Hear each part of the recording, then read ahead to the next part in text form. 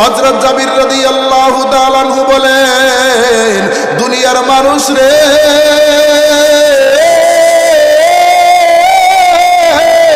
আল্লাহু আকবার, এ দুনিয়ার মানুষ শুনো আমার নবীর কেমন বরকত। রাহমাতাল লিল আলামিন খেজুরের স্তূপের মধ্যে বসে আছে, আমি জাবির এক কিনার থেকে খেজুর মেপে মেপে মেপে মেপে যত পাওনাদার আছে সবাইকে খেজুর দিয়া শেষ করে ফেললাম। পরিশেষে দেখতেছি খেজুরের জায়গার মধ্যে খেজুর রয়ে গেছে।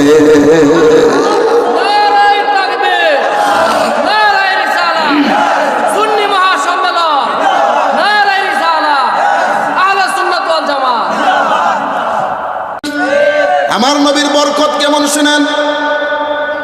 হযরতে জাবির রাদিয়াল্লাহু তাআলা আনহু, তিনার পিতা আব্দুল্লাহ রাদিয়াল্লাহু তাআলা আনহু উহুদ যুদ্ধে শাহাদাত বরণ করেছিলেন। হাদিসটা মনোযোগ দিয়ে বুঝেন, কথাগুলি একটু মনোযোগ দিয়ে শুনেন। নবীর সম্মান, নবীর বরকত যে কেমন জিনিস। ভাইরা রে, আমার বন্ধুরা রে, আমার জাবির রাদিয়াল্লাহু তাআলা আনহুর পিতা হযরত আব্দুল্লাহ রাদিয়াল্লাহু তাআলা আনহু তিনি উহুদ যুদ্ধে শাহাদাত বরণ করেন।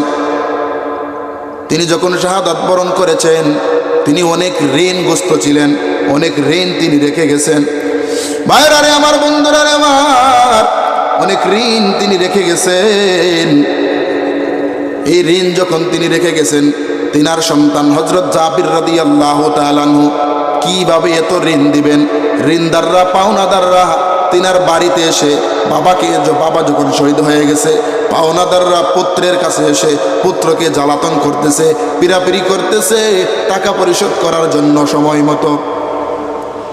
হযরত জাবির রাদিয়াল্লাহু তাআলা আনহু আর্থিকভাবেও তিনি এত স্বাবলম্বী না। তিনার মাত্র একটা খেজুরের বাগান আছে, কিছু খেজুর তিনার কাছে আছে সংগৃহীত। তিনি দৌড়ায় রাসূলুল্লাহ সাল্লাল্লাহু আলাইহি ওয়াসাল্লামের কাছে গেলেন, গিয়া বলতেছে, নবী গো,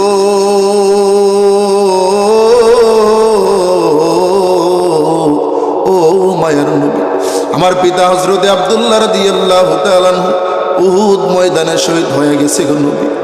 ও নবী, আমি বাবা হারাইছি, আমার বাবা নাই। এদিকে আমার বাবা আমার জন্য অনেক বড় ঋণের বোঝা রেখে গেছে গো নবী। বাবা হারার যন্ত্রণা, আবার রেখে গেছে ঋণের বোঝা।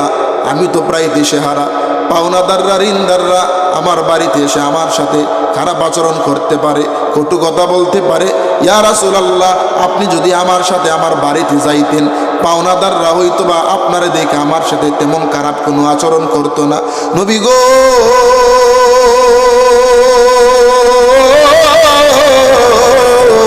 ও মায়ার নবী, ঋণ দেওয়ার মতো আমার কাছে খেজুরের স্তূপ আছে, কিছু খেজুরের স্তূপ। এই যে খেজুর আছে, আমি যদি 4-5 বছরের খেজুর জমাই, একত্রিত করি, তারপরও যে ঋণ কইরা গেছে, এই ঋণ দেওয়া আমার পক্ষে সম্ভব হবে না। কি করবো গো নবী, আপনি একটু আসেন, আমাকে একটু সহযোগিতা করুন। আল্লাহর নবী বলেন, রে জাবির, চলো তোমার বাড়িতে যাই। আল্লাহর হাবিব রাসূল করিম সাল্লাল্লাহু আলাইহি ওয়াসাল্লাম হযরত জাবির রাদিয়াল্লাহু তাআলা আনহুর বাড়িতে গেলেন। গিয়ে বললেন, জাবির রে, ওরে জাবির, তোমার খেজুরের স্তূপটা আমার দেখায় দাও। আল্লাহর নবী খেজুরের স্তূপটা যখন দেখলেন, ওই খেজুরের স্তূপের চতুর্পাশে ঘুরে ঘুরে ঘুরে ঘুরে আল্লাহর নবী দোয়া করলেন।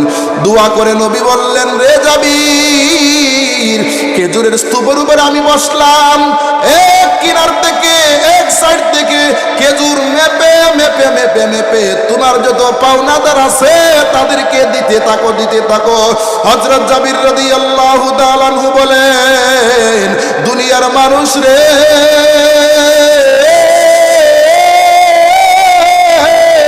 আল্লাহু আকবার, এ দুনিয়ার মানুষ শুনো আমার নবীর কেমন বরকত।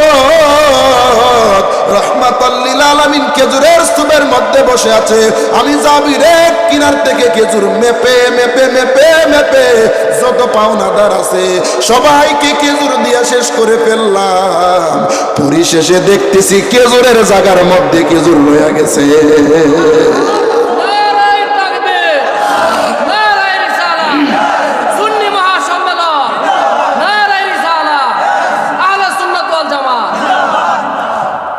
হযরত জাবির রাদিয়াল্লাহু রাদিয়াল্লাহু তাআলা আনহু বলেন, এ দুনিয়ার মানুষ, আমার নবীর বরকত শোনো রে, আমার নবীর বরকত শোনো, আমার নবীর বরকত শোনো।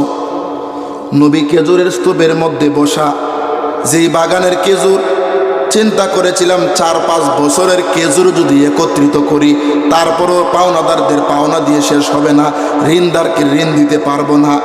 আর এই খেজুরের মধ্যে আল্লাহ নবী যখন দোয়া করে দিলেন, আল্লাহ এমন বরকত দিলেন, আমি আমার সমস্ত পাওনাদারকে ঋণ দেওয়ার পরও যা খেজুর ছিল খেজুরের জায়গার মধ্যে খেজুর রয়ে গেছে। বুঝলেন? আরে কপাল পোড়ারা, কপাল পোড়ারা, বুঝলেন আমার নবী কি জিনিস, আমার নবীর কি শান শৌকত, বুঝলা না? নবীর সম্মান যে কত বেশি, বুঝলা না? তোমরা আসলেই কপাল পোড়ার জাত। নবীর শানে বেয়াদবি করতে তোমরা চিন্তাও করো না।